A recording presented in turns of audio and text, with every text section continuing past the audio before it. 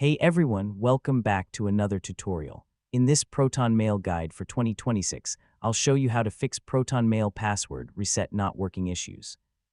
Whether you're unable to receive the reset email, the reset link isn't working, or you're encountering errors during the recovery process, there are several troubleshooting steps you can try.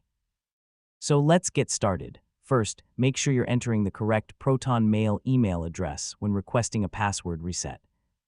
Even a small typo can prevent the recovery process from working properly. Next, check your inbox carefully for the password reset email. Don't forget to look in your spam, junk, promotions, and trash folders, since automated emails can sometimes be filtered incorrectly. Finally, sign in using your new password and verify that all account settings, recovery methods, and security features are configured correctly. And that's how to fix Proton Mail password reset not working issues.